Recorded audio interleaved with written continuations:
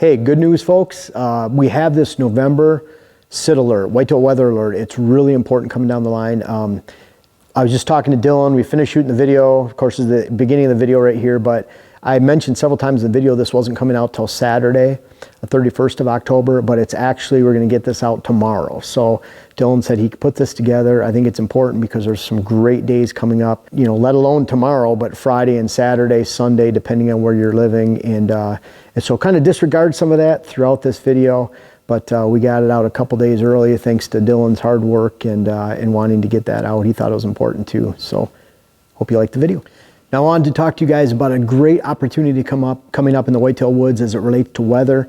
You know, I'm a big fan and I like to practice and experience, and I have been doing so over 30 years, how the weather affects whitetail movement. And boy, you can imagine it affects whitetail movements, mature buck movements all year long. And a lot of times the studies don't show it because, you know, is a buck moving 20 minutes after dark or 10 minutes before the end of daylight, as far as it relates to going by your tree stand and giving you that shot opportunity. But the weather does, and if you think about it, I like to think in terms in extremes. Obviously, if it's 80 degrees, November 5th in Ohio, and there's a 30-mile-an-hour wind, it doesn't matter what the time of the year is, it's going to suppress deer movement. No different than thunder showers, a blizzard, something like that. And if you look at cool, calm, cold, really good cruising conditions, when the leaves are crispy, obviously that's the time that dreams are made of in the whitetail woods. Not to say that you can't shoot a mature buck when the weather's poor, just like you can win with a bad hand at poker. But boy, if you have good hands all the time, you're gonna win a lot more often than not, and that's what playing the weather is all about. And I'm looking into early November right here, and I've seen a lot of opportunity in both good days and bad days, and we'll talk about that. But I just picked a random city, Lansing, Michigan, center of lower Michigan, a little bit south. But boy, it covers a huge percentage of hunters in the whitetail woods in Michigan. And you can apply this to where if it's earlier, if you live to the west, this is going to be a day or two timing difference, whether you're in Minnesota or North Dakota. And then you could look at Pennsylvania over into Vermont, New Hampshire, Delaware, Maryland. You can look at Maine. You're going to look at a day or two after when that weather will get into over those locations. Even Pennsylvania is about a day behind Michigan most of the time in most locations. You're going to see this on Saturday, October 31st. And by that time in Lansing, you've already missed Friday and Thursday. I hope you're out these next couple days, tomorrow and Friday. We're shooting this on Wednesday before, because there's some awesome days to be in the woods, and a lot of it has to do with those temperatures being pushed down. You can even look at Thursday to Friday from 10:29 to 10:30. I know it has already happened in your area, but I'm talking about if people are waiting on this in Vermont, New Hampshire, over on the east side. But there's a big change, even from 37 degrees to 30 for morning low. Daytime high 47 to 40. So that's enough to really push up some movement.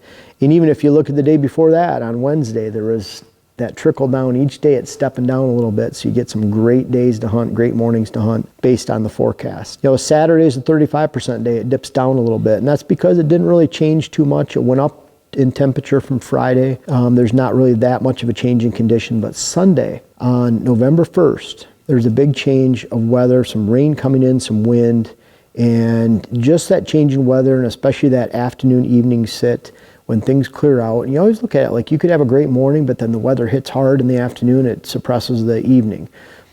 So look at it that you still could have a great half day portion to sit, and Sunday's going to be one of those days. But after the weather clears, temperature drops a little bit, the morning lows drop into below freezing, 29 degrees, and you get 100% day. 100% morning sit is just beautiful. Drops down to 35% Tuesday, but I want you to think about this.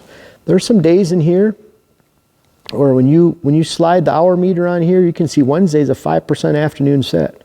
So you're looking at some times where you might jump up to 35%. You think, well, that's not a great day. It's a 3 out of 10, 3.5 out of 10.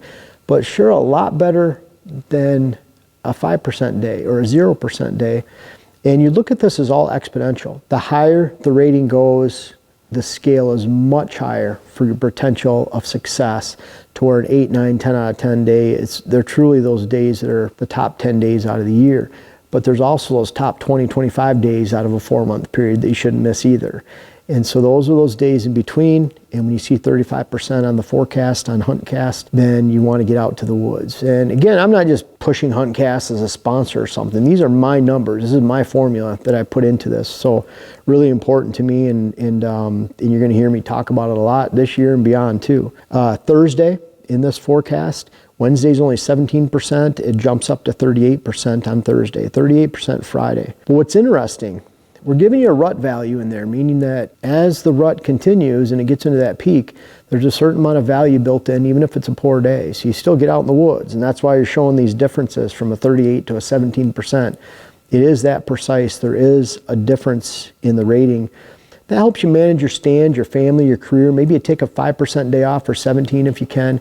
Maybe you really push your boss hard to get that long weekend. And as we progress, it's kind of interesting, because when we get out to Wednesday, November 11th, right now it's showing that I'm looking at daytime highs from Saturday 11/7, 66, 64, 64, 58, 57. What those warm, poor days do is they set up opportunity. The weather is like a roller coaster. What goes up must come down. What goes down must come back up. So when you see those really high weather days, what does that mean? That means that cool temperatures are right around the corner. Traditionally, when you get into the 11th, 12th, 13th of November, 14th, say in Michigan, Wisconsin, Minnesota, that'd be the 20th, 22nd down in southern Ohio, Kentucky, West Virginia, over into Tennessee, maybe over into Oklahoma, southern Missouri, locations like that. Then when you get into those dates, you're going to see a lot of times the rut's starting to wind down. Like around here in Wisconsin by the 10th, 11th, 12th, you're starting to see a little bit of a downturn.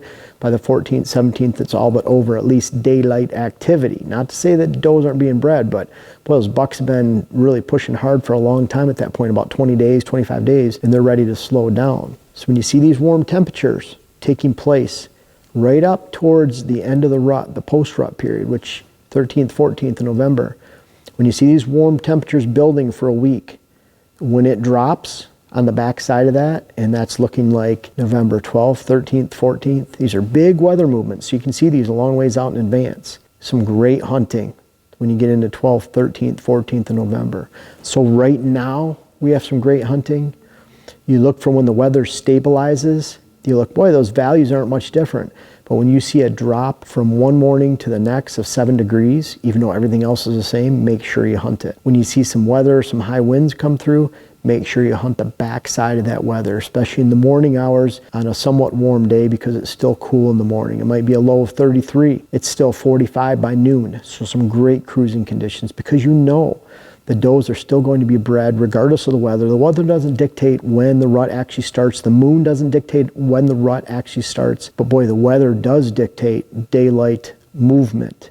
So when the movement and the conditions for cruising are optimum, and I'm talking probably under 50 degrees, then you need to head to the woods, and you can use HuntCast to guide you in that direction.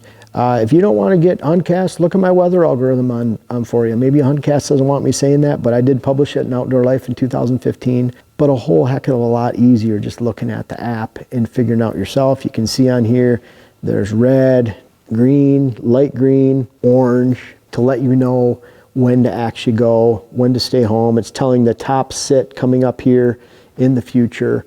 Always trying to keep you informed of what's going on. Also tips for what time of the year it is, whether it's pre-rut, lockdown, peak rut.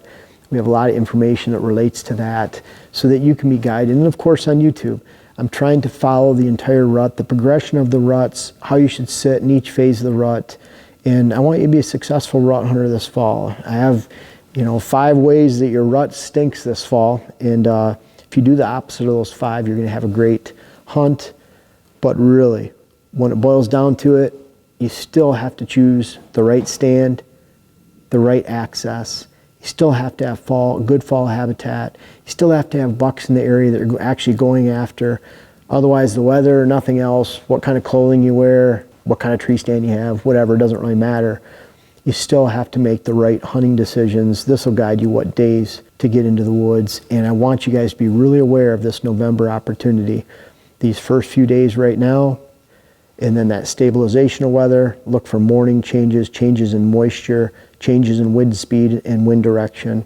And then really, that big bubble of warm air is going to set up some outstanding hunting opportunities towards the tail end of the peak rut, getting into November 10th through November 18th. You can bet that it's going to be cool during that time period, and that opportunity is just around the corner.